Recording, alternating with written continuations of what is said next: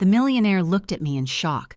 I saw in his eyes a mixture of disbelief and distant memory. A stranger suddenly faced with a truth he'd buried. But my hands trembled, and my voice cracked as I said the words, "I'm your mother. Maybe you're cooking for someone who never says thank you, or cleaning up while everyone else sleeps. Tell me, where are you watching from, and what time is it right now? I promise, today's story will move you." The dawn light spilled faintly through the floor-to-ceiling windows in the mansion's kitchen on the Upper East Side of Manhattan. The cold marble counters beneath my tired hands gleamed like ice. I smelled the faint aroma of burnt toast left in the oven, a small failure in a life of perfectly cooked meals. Laughter echoed from the dining room where I was never invited. My body ached from decades on my feet, but still I waited to be seen. My name is Maria, and for 15 years I've been the invisible woman who kept this billionaire's world spinning. Every morning at 5:30, I'd slip through the service entrance, my worn shoes silent against the polished floors. The kitchen was my kingdom and my prison. Stainless steel appliances worth more than most people's homes, yet I felt smaller than the dust gathering in corners no one else noticed. I came to New York City as a young woman, a widow with a child I could barely care for. The city swallowed dreams whole, but I believed in second chances. When Mr. Harrison, Alexander Harrison, whose investment portfolio included Bitcoin worth millions and assets that stretched across Manhattan real estate, when he hired me, I thought I'd found salvation. His penthouse occupied an entire floor, overlooking Central Park like a castle claiming its kingdom. But castles are cold places, and Alexander Harrison was the coldest man I'd ever served. The first thing you learned in his house was silence. Not the peaceful quiet of contentment, but the suffocating hush of people afraid to disturb the king. His wife, Patricia, moved through rooms like a ghost in designer clothing, her jewelry worth more than most people's annual income. Their children, grown now with their own fortunes built on daddy's stock market success, visited for obligatory dinners, their conversations revolving around dividend payments and cryptocurrency investments. I watched it all from the kitchen doorway, holding serving trays, invisible as wallpaper. My hands remember everything: the weight of the copper pots, the sting of onion tears, the satisfaction of perfect risotto stirred with patience. I cooked like my grandmother taught me, not just with ingredients, but with intention, with love kneaded into every piece of bread. The aromas of sautéed garlic and fresh basil filled that sterile penthouse, breathing life into rooms that felt more like museum displays than a home. But love, I learned, means nothing when no one tastes it. "Anyone can make rice," Patricia would say, standing beside me in her silk blouse that cost more than my monthly salary. Her voice carried the dismissive tone of someone who'd never worked a day in her life. "Just follow the recipe. Don't overthink it." Alexander was worse. He'd inspect my work like a general reviewing troops, his gray eyes scanning for flaws. "I don't pay for mistakes," he'd say whenever something wasn't perfectly to his liking. The burnt creme brulee incident still burns in my memory. How his words sliced through me while his guests watched. How I stood there folding my humiliation away, like the pristine linens I changed daily. Still, I stayed, because where else could a woman like me go? The city doesn't offer many choices to aging immigrant widows without college degrees. My English carried the accent of my homeland, marking me as foreign in a world that valued only what glittered. But there was Emily. Emily was Alexander's youngest grandchild, 8 years old with curious eyes and a smile that reminded me of someone I'd lost long ago. She'd sneak into the kitchen when no one was watching, drawn by the smell of fresh bread rising in the warmth. "You make magic," she'd whisper, pulling up a stool beside me. Those stolen moments became my oxygen. I'd teach her small things. How to knead dough, how cooking isn't just about ingredients, but about the hands that shape them, the heart that guides them. We'd laugh together, sharing stories in broken whispers, and for those precious minutes, I wasn't invisible. "Why don't you eat with us?" Emily asked once, her small fingers sticky with cookie dough. How do you explain to a child that some people are born to serve while others are born to be served? That walls exist even in rooms without doors? "I eat later, sweetheart," I'd say, brushing flour from her cheek, "when the kitchen is quiet and the moon is watching." She'd nod solemnly as if she understood secrets too big for her small world. But even Emily's warmth couldn't shield me from the coldness radiating from every other corner of that penthouse. Alexander's fortune grew daily. His financial advisors spoke in hushed tones about his diversified portfolio, his successful ventures in emerging markets, the millions flowing through accounts I couldn't even imagine. Yet for all his wealth, for all the zeros in his bank statements, he never learned the value of a simple thank you. The changes started 6 months ago. Alexander hired a celebrity chef named Marcel, a man whose ego filled rooms before his body entered them. He came with credentials from Michelin-starred restaurants, television appearances, and a salary that probably exceeded my lifetime earnings. Marcel swept through my kitchen like a hurricane, rearranging everything I'd organized with 15 years of muscle memory. "We'll do things differently now," he announced, not bothering to learn my name. His dishes were architectural masterpieces, all presentation, little soul. He chopped with theatrical flourishes, ignored the subtle balance I'd worked decades to perfect, and treated the kitchen like his personal stage. I became a ghost in my own sanctuary, relegated to washing dishes and preparing basic ingredients while Marcel performed for an audience that included Alexander's business partners and their wives. They'd applaud his flambéed spectacles while I scrubbed pots in the corner, my reflection distorted in the stainless steel surfaces. The night everything changed was supposed to be Alexander's crowning moment. A gala dinner for his investment group, men and women whose combined wealth could reshape entire city blocks. Their conversations revolved around stock market trends, Bitcoin fluctuations, and profit margins that made my monthly wages seem like pocket change. Marcel prepared his signature dish, lobster thermidor with molecular gastronomy elements that looked like science experiments plated on gold-rimmed china. But something went wrong.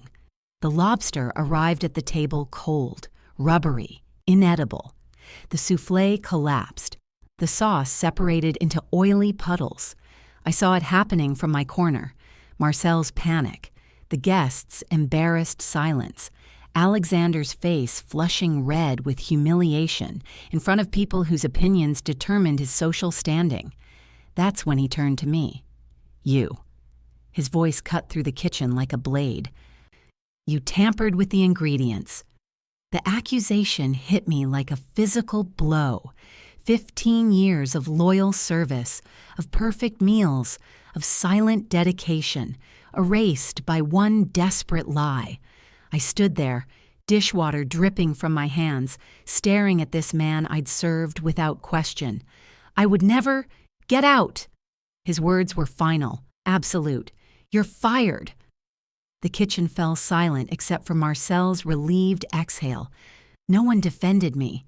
No one spoke up. Patricia looked away, studying her manicured nails. The waitstaff avoided my eyes. I untied my apron with shaking fingers, folded it neatly on the counter where it had lived for 15 years, and walked through the service entrance into the cold Manhattan night. The city's lights blurred through my tears as I realized I had nowhere to go, no one to call. Nothing but the clothes on my back and a lifetime of invisible service that meant nothing to anyone. But sometimes, when you lose everything, you discover what you're truly made of. The weeks that followed were the hardest of my life. I found a tiny room in Queens, working temporary jobs that paid barely enough for rent and rice. My hands, so accustomed to creating beautiful meals, now cleaned office buildings at night while the city slept. But in that darkness, something began to change inside me. I stopped making myself small. Emily found me first. She appeared at my door one rainy Thursday evening, her school uniform soaked, her young face serious beyond her years. "They're lying about what happened," she said without preamble. "Marcel burned the lobster. He was drinking wine and forgot about it. Then he blamed you. And Grandpa believed him because Marcel is famous and you're just you. Just me. The invisible woman who'd poured her heart into their meals for 15 years. Grandpa sits at dinner now staring at his food," Emily continued. "Nobody talks. The new cook makes everything taste like cardboard. Mom says the house feels empty, but she won't say why." I hugged this brave little girl who'd risked her grandfather's anger to tell me the truth. But truth, I was learning, doesn't pay rent or fill empty stomachs. That's when Maria Gonzalez, my old friend from the early days in New York, called with an opportunity. She ran a community center in Queens, organizing food events for local families. "Come cook with us," she said. "Show them what real food tastes like."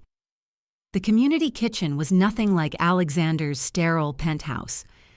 The equipment was old, the space cramped, but it buzzed with life. Families from dozens of countries brought their stories, their recipes, their laughter. I cooked alongside grandmothers from Guatemala, mothers from Bangladesh, teenagers learning to feed themselves for the first time. For the first time in years, I remembered why I loved cooking. My arroz con pollo drew lines around the block. My empanadas sold out in minutes. People asked for recipes, for cooking lessons, for the secret to making food that tasted like home. Local food bloggers started noticing, then newspapers, then television stations. "The hidden gem of Queens," one headline read. "Cooking with soul, the chef Manhattan didn't deserve."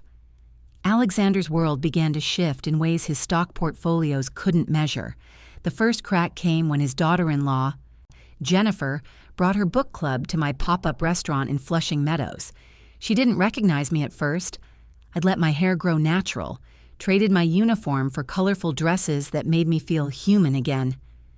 "This food," she whispered to her friends, "tastes like my childhood, like someone's grandmother made it just for me."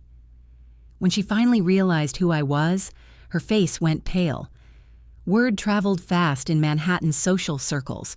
The cook Alexander had fired in disgrace was now the talk of the city's food scene. His wife's friends were posting Instagram photos of my humble restaurant. Food critics who'd never heard of him were writing love letters to my cooking.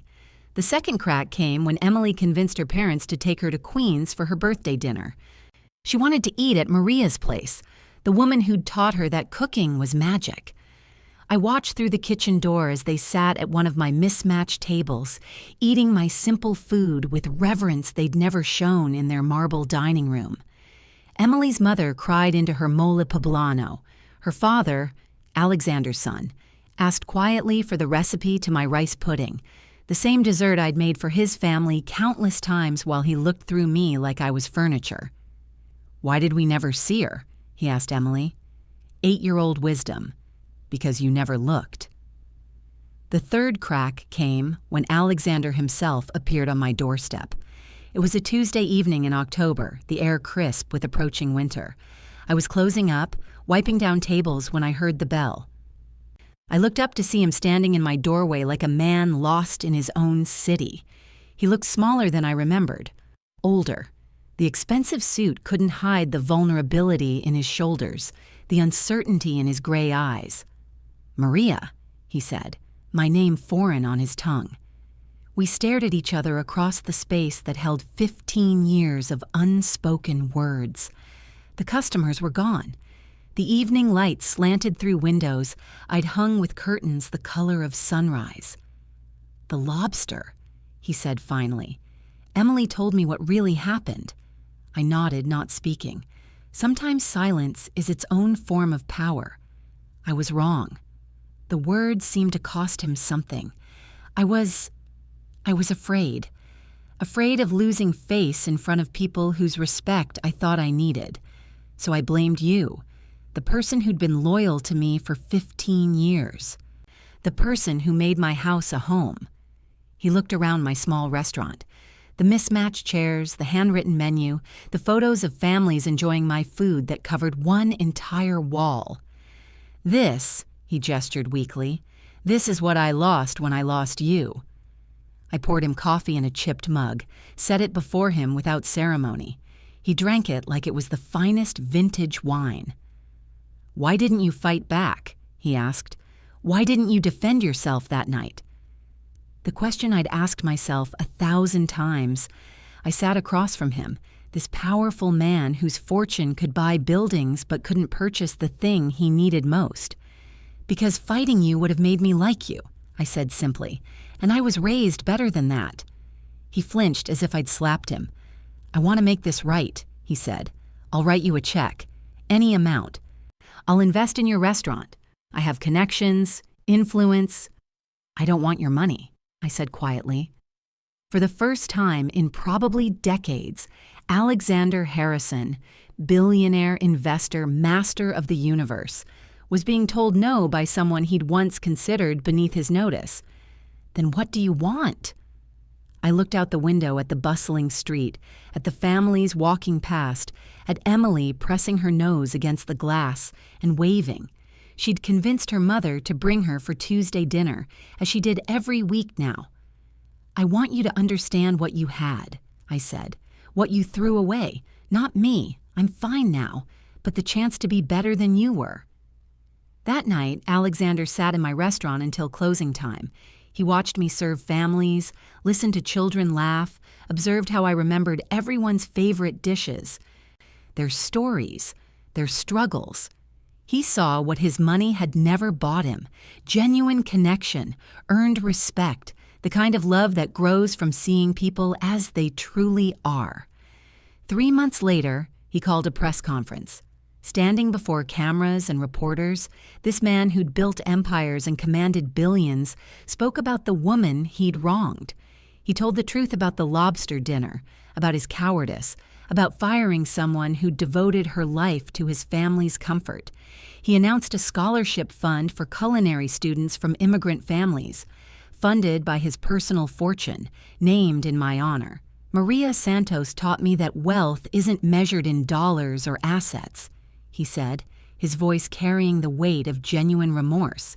"It's measured in how we treat the people who trust us with their service, their loyalty, their hearts." The cameras flashed, but I wasn't there to see it. I was in my kitchen, teaching Emily how to make perfect rice. The rice her grandfather had once dismissed as something anyone could make. "The secret," I told her, stirring gently, "is patience and love. Always love." Today, 18 months later, I own a small restaurant in Astoria that bears my grandmother's name. The walls are painted warm yellow, like sunshine captured in a room. Local families fill the tables every night, and food critics make pilgrimages from Manhattan to taste what they call cooking with soul. My assets aren't measured in Bitcoin or stock options, but in the smiles of children tasting my churros, the gratitude of parents finding a place where they can afford to celebrate birthdays, the tears of elders who say my mole tastes like home. Alexander's family visits regularly now, not as employers, but as people who finally learn to see. Emily helps in the kitchen on weekends, learning recipes she'll pass to her children someday. His sons shake my hand when they leave, pressing 20s into my palm that I donate to the community center. Even Patricia, his wife, sits quietly at table 12, eating my simple food with something approaching humility. Alexander himself comes alone on Tuesday evenings when the restaurant is quieter. He sits at the corner table, orders my special of the day, and tips exactly 25%. We don't talk much. Some wounds take longer to heal than others. But there's understanding between us now. He lost his cook and found his conscience. I lost my job and found my worth. The city taught me that dignity isn't something others give you. It's something you claim for yourself. That respect earned through quiet service means more than wealth inherited or accumulated. That sometimes you have to lose everything to discover who you really are. My hands are still strong at 65. They remember every meal I've cooked, every tear I've hidden, every moment I stayed silent when I should have spoken up.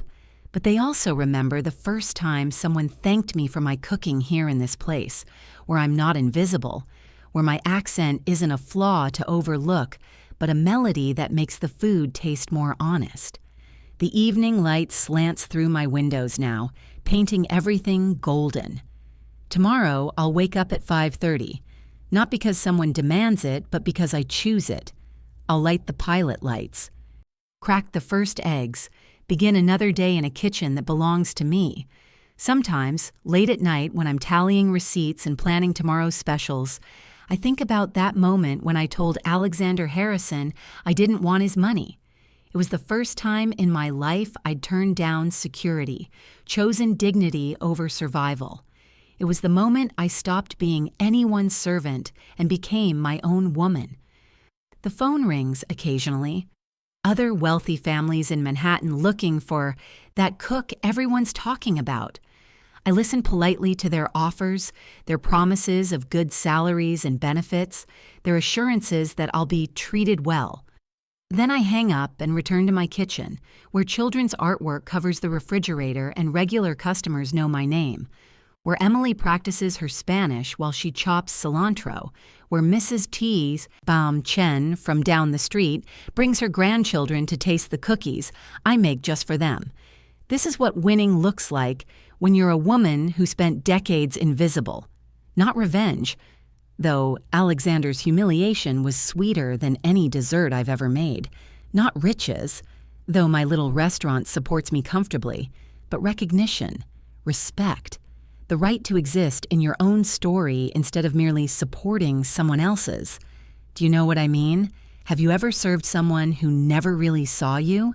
Maybe you've cooked for someone who never said thank you, cleaned for someone who noticed only what wasn't perfect, worked for someone who made you feel replaceable. But my story isn't finished yet. There are chapters I haven't shared, moments that still make my heart race when I remember them in the quiet hours before dawn. The truth about Emily didn't come to me all at once. It crept in slowly like morning light seeping through curtains, until one day I couldn't deny what I'd been seeing all along. It started with small things.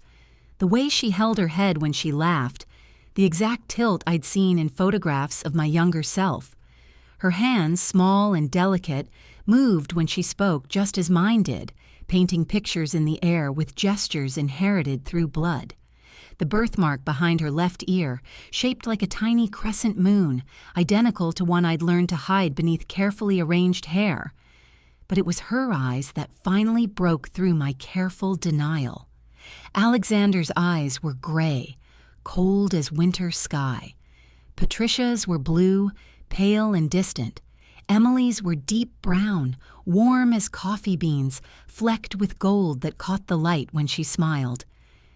They were my mother's eyes, looking back at me across generations. I told myself I was imagining things. That 15 years of longing for the daughter I'd lost had made me see connections where none existed. That grief sometimes creates mirages in the desert of loss. But the night Emily came to my door in Queens, soaked from the rain and fierce with 8-year-old indignation about Marcel's lies, she said something that stopped my heart. "I dreamed about you before I knew you," she whispered as I toweled her hair dry. "In my dreams, you were younger, and you were crying, and you kept saying you were sorry. You called me by a different name, Carmen. That's not my name. But in the dreams, I knew you were talking to me." Carmen. The name I'd whispered to the daughter I'd held for 3 precious hours before the social workers took her away. The name I'd chosen to honor my mother, who died believing she'd never see grandchildren.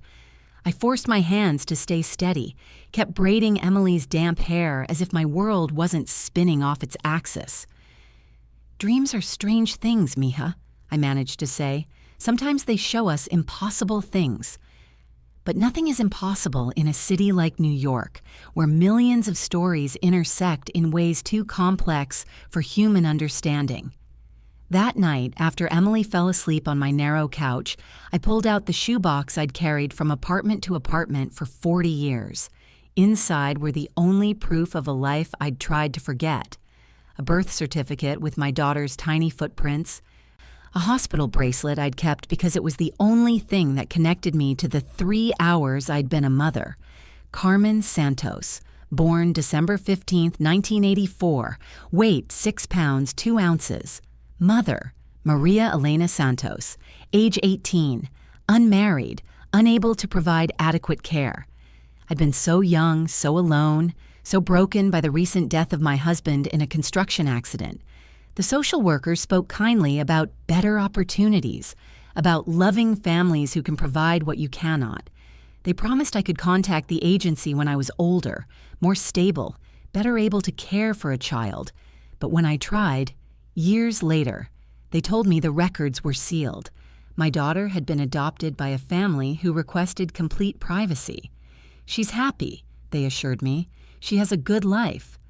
Sometimes the most loving thing a parent can do is let go. So I let go. I buried my grief so deep it became part of my skeleton, shaped how I walked through the world. I poured my mothering into other people's children, other people's kitchens, other people's stories, until Emily. The next morning, I watched her play with the salt shakers on my table, humming a song I'd sung to my baby in those 3 precious hours. Los politos dicen pío, pío, pío, an old lullaby my mother had sung to me that her mother had sung to her. "Where did you learn that song?" I asked, my voice carefully neutral. She shrugged, still humming. "I don't know. I just know it. Sometimes I sing it when I'm sad. It makes me feel like someone who loved me very much is still watching over me." That's when I knew. Not suspected, not hoped, but knew with the certainty that comes from recognizing your own heartbeat in another person. Emily was Carmen. My daughter, raised in the penthouse where I'd served her favorite meals without knowing they were favorite because they tasted like the ancestry flowing through her blood. The child I'd lost had been returned to me by the cruelest kind of cosmic joke, as the granddaughter of the man who'd treated me like furniture.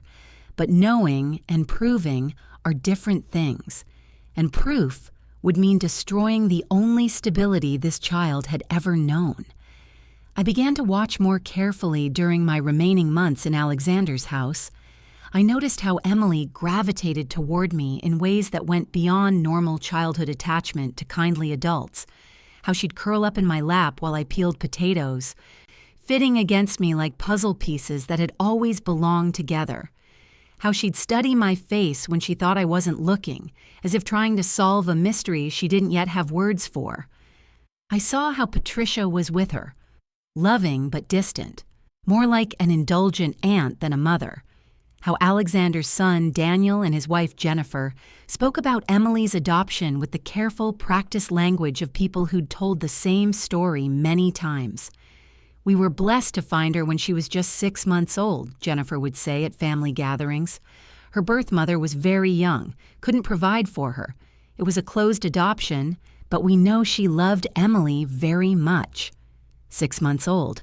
The timeline fit perfectly.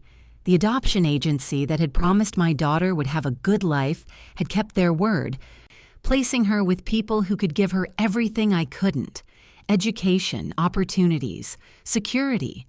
Everything except the one thing only I could provide: the knowledge of where she truly came from. For months, I carried this truth like a stone in my chest.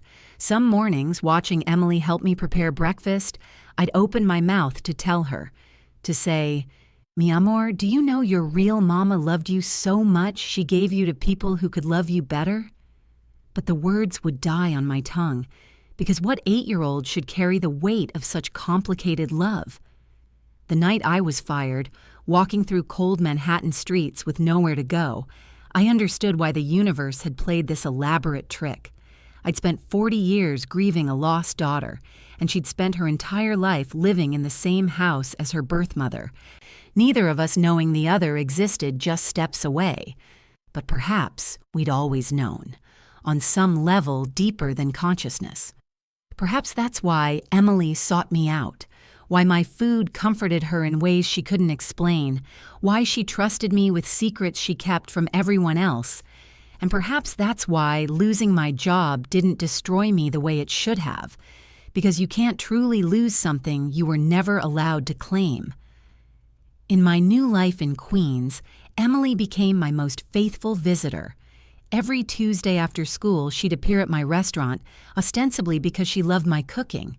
But I saw how she'd linger, helping with small tasks, asking questions about my childhood, my family, my life before New York.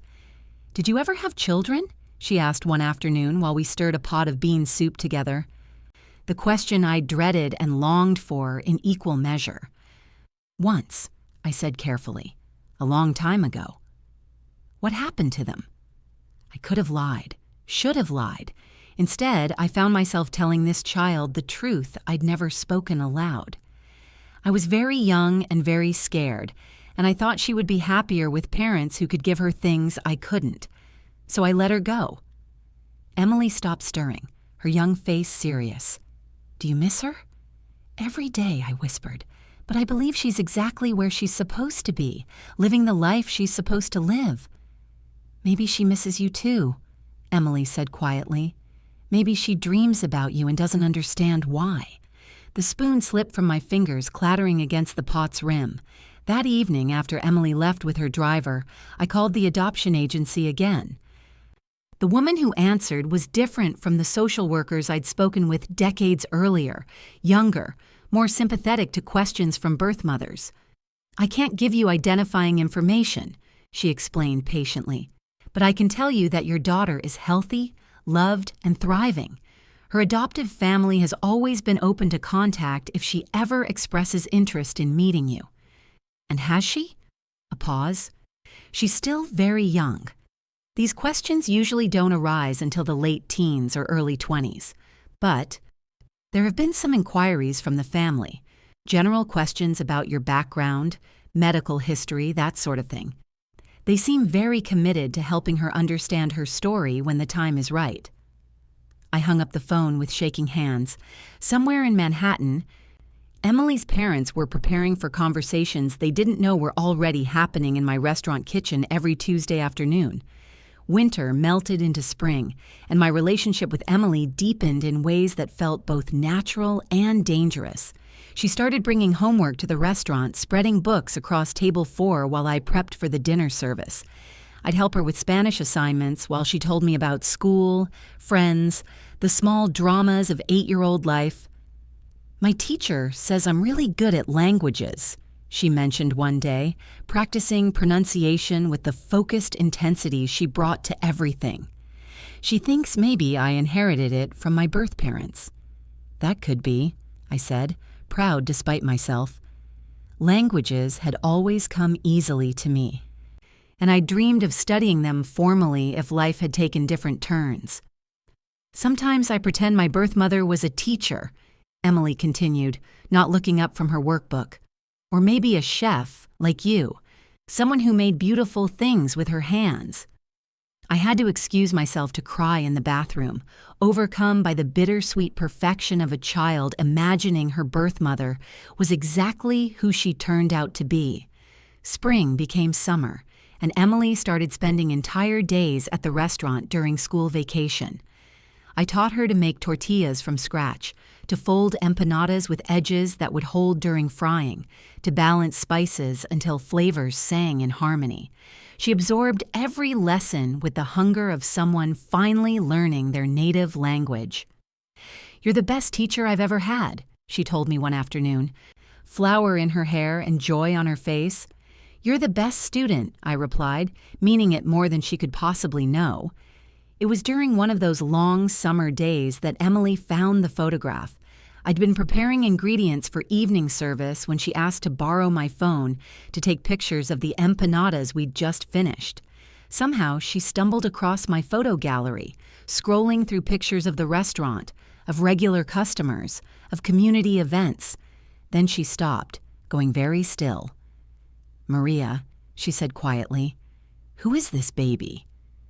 I looked over to see her staring at the one photograph I'd kept from the hospital, the picture a kind nurse had taken of me holding my newborn daughter, both of us exhausted and perfect in that fragile moment before goodbye.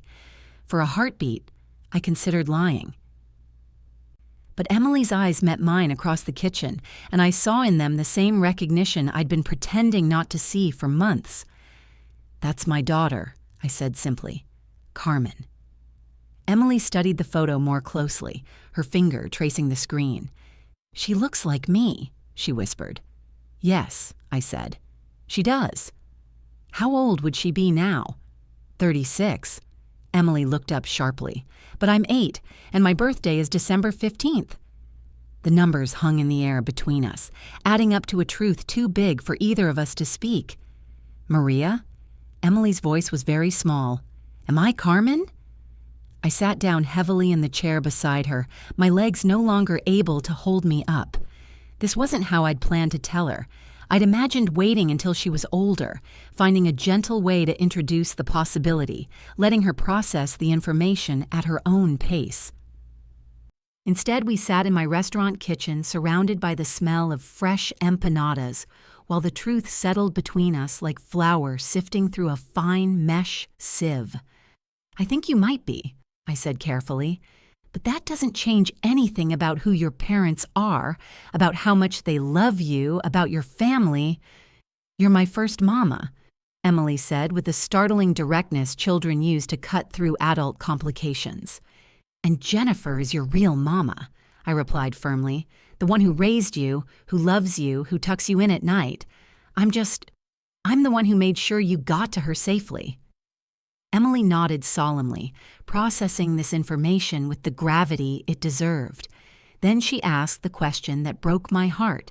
"Why did you give me away?" So I told her. About her father, who died in an accident before she was born. About being 18 and alone and terrified. About loving her so much I wanted her to have everything I couldn't provide.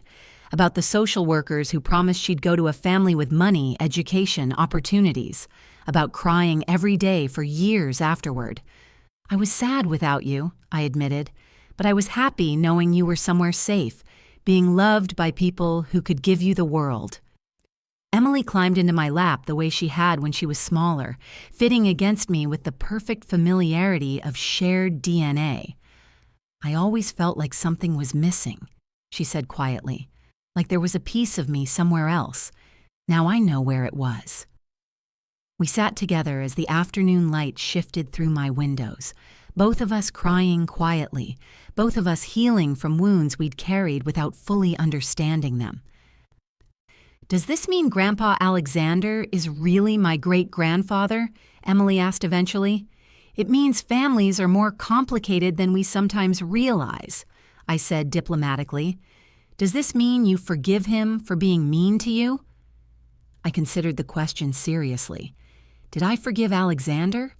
Could I forgive someone who'd treated me like hired furniture while I unknowingly cooked for my own daughter?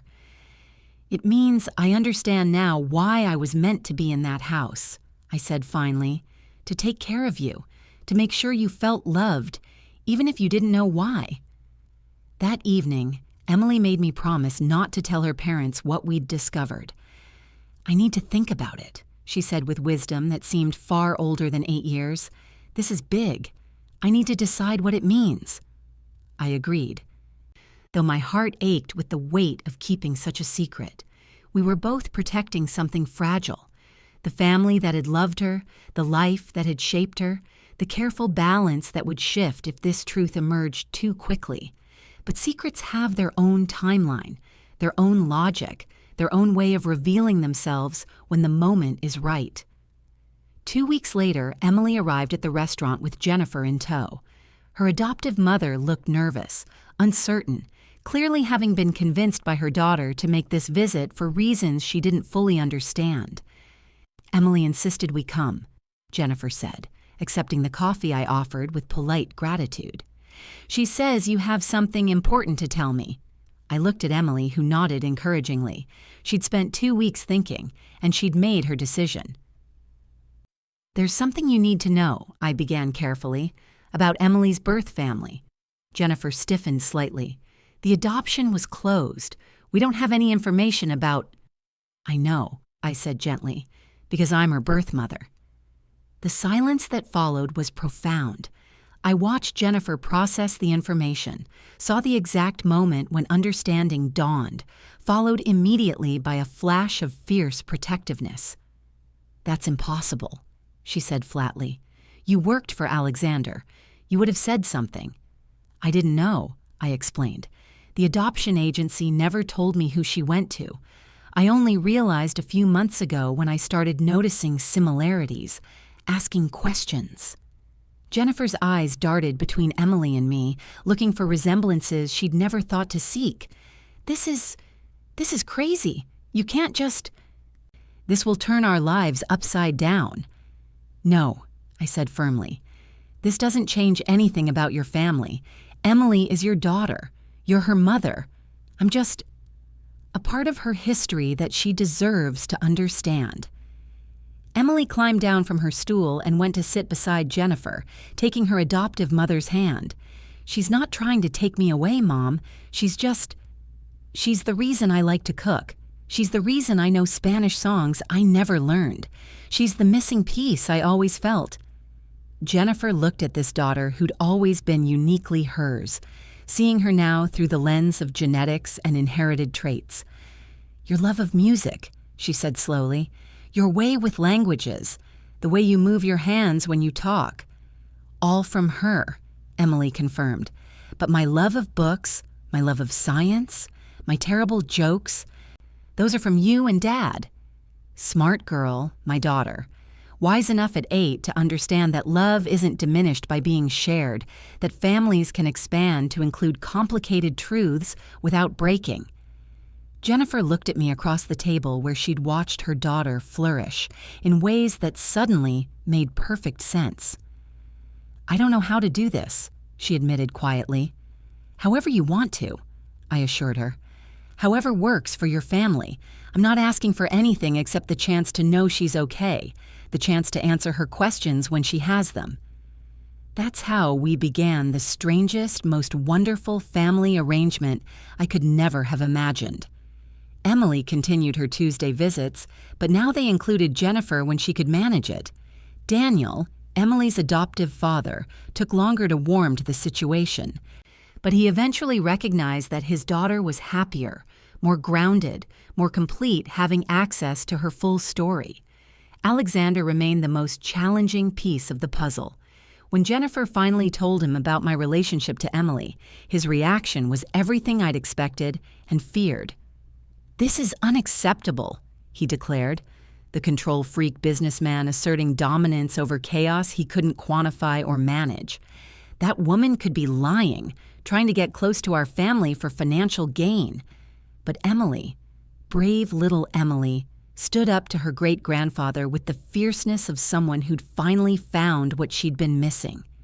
"She's not lying," Emily told him with 8-year-old certainty. "She's my first mama and she loves me, and she gave me away because she wanted me to have a good life. If you can't understand that, then you don't understand love." Alexander, the man who commanded boardrooms and influenced markets, was speechless in the face of his great-granddaughter's moral clarity. It took months of family meetings, conversations with counselors, and careful navigation of unprecedented emotional territory. But eventually, even Alexander had to acknowledge that Emily was thriving with access to her complete story. More importantly, he had to confront the fact that he'd spent 15 years dismissing and ultimately firing the birth mother of his beloved great-granddaughter. His apology, when it finally came, was deeper than the one he'd offered for the lobster incident. This was an acknowledgement of a wrong so profound it had cosmic implications. "I don't know how to make this right," he told me during one of his Tuesday visits to my restaurant. Emily was in the kitchen, teaching a cooking class to neighborhood children, her laughter floating toward us like music. "You don't," I said simply. "Some things can't be fixed, only accepted." "But Emily is perfect exactly as she is," I interrupted. "She has parents who adore her, a life full of opportunities, and now she has answers to questions she's always carried. That's enough. But Alexander, being Alexander, needed to do something tangible, something measurable. The scholarship fund he'd announced was just the beginning.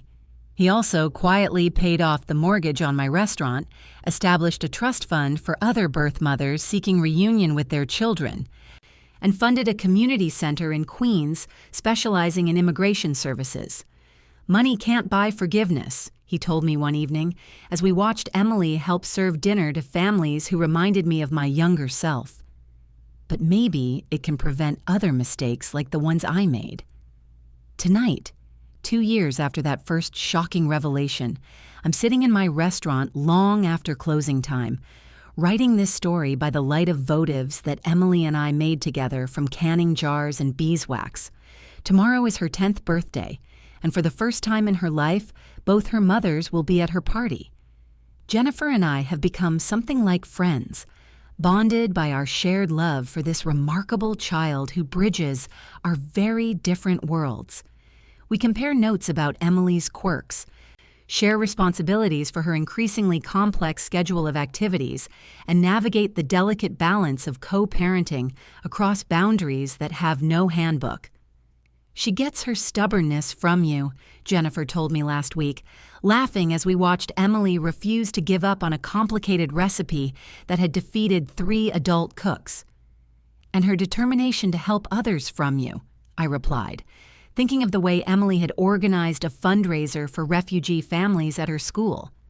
Daniel has become protective of our arrangement, understanding that his daughter's security comes from knowing all the people who love her. Even Alexander, in his faltering way, has learned to value the gift of Emily's complete happiness over his need to control her story. But Emily herself remains the true miracle of this strange saga. She moves between worlds with the grace of someone who's never doubted she belongs in all of them. She signs her school papers, Emily Carmen Harrison, honoring both her names, both her histories. She teaches her friends Spanish songs while explaining complex scientific theories with equal enthusiasm. She hugs Jennifer goodnight and calls me for homework help and considers both relationships perfectly natural. I'm the luckiest kid in the world, she told me recently. I have 2 moms, 2 sets of grandparents, and the best abuela anybody could ask for. She calls Alexander's parents her grandparents, Alexander and Patricia, her great-grandparents, and me, her abuela, a title that makes my heart sing every time she says it. Do you understand now why I began this story by saying I told Alexander Harrison I was his mother?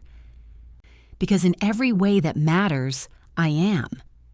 Through Emily, I became part of his family tree, woven into his legacy in ways he never could have imagined when he hired a scared immigrant woman to cook his meals. The dinner party where Marcel burned the lobster led to my firing, which led to my independence, which led to Emily finding me, which led to the revelation that transformed all our lives. Every moment of pain, every instant of humiliation, every second of invisibility had been leading to this truth. Sometimes what looks like an ending is actually the most important beginning of your life. I think about my younger self often now, the 18-year-old girl who held her baby for 3 hours and made the hardest decision love can make. I want to tell her that the daughter she gave away will come back to her in ways she never could have dreamed, that the sacrifice she made in sorrow will become the foundation of joy she can't yet imagine. But most of all, I want to tell her that she was right. Emily did have a better life because I let her go. She had opportunities, education, stability, and love that I couldn't have provided at 18. But she also had that mysterious emptiness, that sense of missing pieces that could only be filled by knowing where she came from. The universe, it turns out, has a sense of poetic justice that surpasses human understanding. It took a woman who gave away her child to save her, placed her in the home where that child was being raised, and kept them connected through 15 years of invisible threads until the moment was right for recognition. Emily asked me recently if I regret giving her up, if I would do it differently knowing what I know now. No, mi amor, I told her honestly, because doing it differently would mean you'd be a different person. And I love exactly the person you are. The person you became because Jennifer and Daniel raised you, because you grew up with books and opportunities, and the confidence that comes from being deeply wanted. But you wanted me too, she said. I wanted you to be happy, I corrected gently. And you are. That's the most beautiful success story I could have asked for. Tell me in the comments where you're watching from, what time it is where you are. Have you ever felt invisible in your own life? Have you ever had to choose between dignity and security? Have you ever discovered that what seemed like an ending was actually the beginning of something more beautiful than you could have imagined? If this story moved you, leave a like and subscribe. It helps this message reach another woman who's learned to make herself small, another parent who's made impossible choices out of love, another person who's forgotten their own worth while caring for others. For more stories about finding strength in unexpected places, click the podcast link on the left.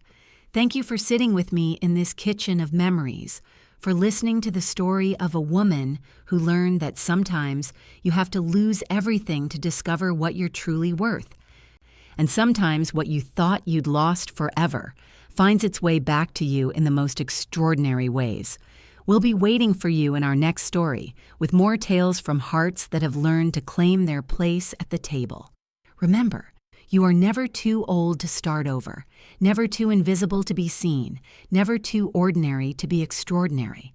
Sometimes the children you love find their way back to you. Sometimes the families you serve become your family in ways you never expected.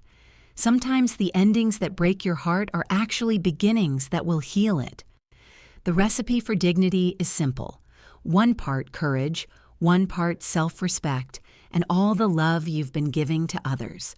Cook it slowly, with patience. Serve it to yourself first. And trust that the universe has a plan more beautiful than anything you could design. Buen provecho, mi amor, until we meet again.